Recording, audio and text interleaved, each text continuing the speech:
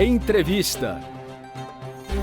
Férias coletivas. Esse é o assunto da entrevista de hoje, realizada pela repórter Samantha Flor. Acompanhe.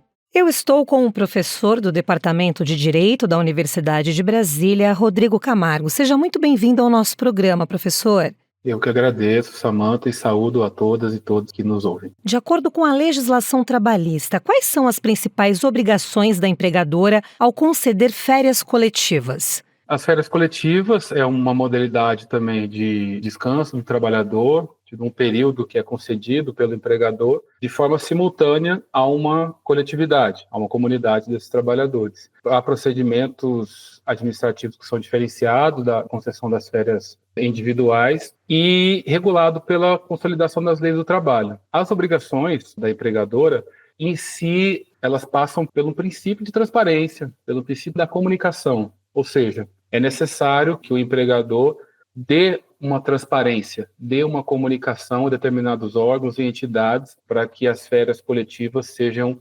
concedidas e estabelecidas da forma legal e de forma regular. A empresa ela deve comunicar aos trabalhadores sobre férias coletivas com quanto tempo de antecedência?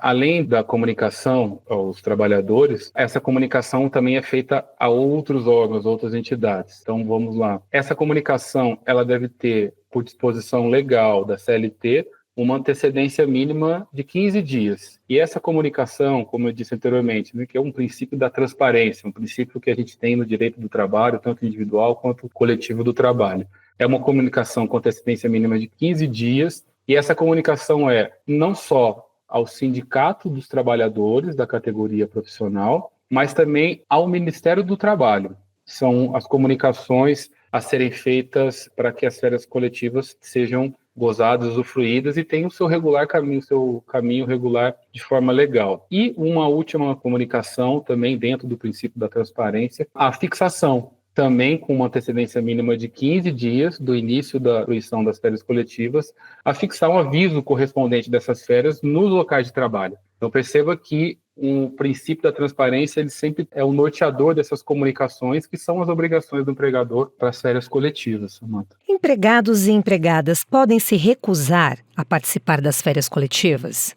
Pois então, as férias coletivas ela tem uma disposição legal, frisando aqui, fazendo essa repetição, e também para afirmar que as férias coletivas se trata de um ato unilateral do empregador. E se é um ato unilateral, não há essa possibilidade, né, da recusa das férias coletivas. Dentre uma outra possibilidade é a partir da negociação coletiva, a representação da categoria profissional por meio da sua entidade sindical representativa. Então, são duas modalidades. Ou é o ato unilateral do empregador, a partir da CLT e as suas disposições, ou via negociação coletiva. Então, o título jurídico concessor das férias coletivas, ele é um ato unilateral do empregador, Samantha. Então, essa recusa, ela é inviável em razão desse ato, dessa disposição unilateral e potestativa do empregador, já que está com as disposições na CLT.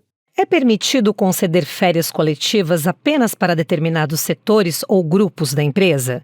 Pois é, esse é um ponto importante porque isso não tem como conceder as férias coletivas de forma, vamos dizer, pessoalizada, ou escolher determinados empregados, trabalhadores para se conceder as férias coletivas. Como eu disse no início, conceituando as férias coletivas, é um período de descanso concedido, né, de forma simultânea a uma coletividade de trabalhadores, mas essa coletividade ela pode ser ou a empresa mesmo, ou determinado ramo ou segmentos da empresa ou do estabelecimento empresarial. É de forma unilateral pelo empregador, como dispõe a CLT?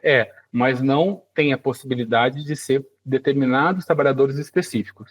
Então, ela é permitido conceder as férias coletivas para determinados grupos da empresa, ou pode ser a empresa em sua totalidade, ser determinado segmento ou estabelecimento, mas não individualizar, pessoalizar trabalhadores em específico para essa concessão das férias coletivas. Empregados e empregadas com menos de 12 meses de serviço na empresa podem ter direito a férias coletivas? Quais as regras nessa situação? Sim. Nesse caso, prevalece a imposição potestativa unilateral do empregador nas férias coletivas. Então, os empregados que tenham menos de 12 meses de trabalho, de serviço naquela empresa, e ele ainda não cumpriu aquele período aquisitivo dos 12 meses para poder gozar e fruir das suas férias normais, mas como vai prevalecer as férias coletivas, nesse caso, ele pode sim, o trabalhador, a trabalhadora, usufruir das férias coletivas se tiver a menos de 12 meses na empresa. O que acontece é que esses empregados contratados a menos de 12 meses gozarão de férias proporcionais. E essas férias proporcionais, depois, ao seu final, passa, depois das férias proporcionais gozadas, as férias coletivas, o seu período aquisitivo se renova, vai iniciar novamente aquele período aquisitivo. E aí tem um caso importante de poder relatar, que é o fato de que, e se as férias coletivas forem maiores que aquele período de direito do trabalhador que tenha trabalhado menos de 12 meses na empresa? O restante desses dias que faltar até as férias coletivas, eles podem ser concedidos como licença remunerada, porque o trabalhador, de toda forma e irrestrito, vai ter que permanecer todo o tempo das férias coletivas como descanso, mesmo se ele tiver proporcionalmente direito pelos meses já trabalhados, menos de 12 meses, mesmo se ele tiver um período menor das férias coletivas. Ele vai gozar do período completo, vai receber as suas férias proporcionais e aquela diferença ele vai receber de maneira como uma licença remunerada, porque prevalece, no caso, as férias coletivas em seu termo inicial e termo final. Como funciona o pagamento das férias coletivas para os empregados? A regra é a mesma em caso de férias individuais? Sim, a gente tem pagamento pertinente nas férias coletivas, da mesma forma com as férias individuais e respeitando, inclusive, os prazos das férias individuais, né? Ou seja, o pagamento em até 2 dias, né, do início da fruição das férias, então deverá ser pago essas férias em até 2 dias do termo inicial, do gozo, da fruição dessas férias coletivas, com a remuneração da mesma forma e proporcionalmente, né, claro, das férias individuais, e também o acréscimo do terço constitucional. Um ponto que também é relevante dizer que a anotação na carteira de trabalho, ela pode ser feita aí por uma permissão legal também da CLT, ela pode ser feita em momento posterior, em eventual rescisão do contrato lá do empregador, porque se trata de férias coletivas, então um período massivo de muitos trabalhadores de férias, então a anotação pode ser flexibilizada para que essa anotação na carteira de trabalho possa ser feita ao final, em eventual rescisão do seu contrato e não naquele momento próprio do gozo das suas férias coletivas. E além disso, claro, como nas férias individuais, o pagamento também deve contar com todas as deduções, né, os acréscimos de INSS, FGTS, as gratificações eventuais adicionais, funcionando da mesma forma, inclusive, como eu salientei, o prazo para o pagamento dessas férias coletivas. O senhor gostaria de acrescentar algo mais sobre esse tema? O ponto fundamental a se ter, a gente está trabalhando como férias coletivas, um instituto que é regulado na CLT, falando de uma comunidade, uma coletividade de trabalhadores, o importante é sempre que a categoria seja bem ciente do trabalho dos sindicatos representativos de cada categoria respectiva.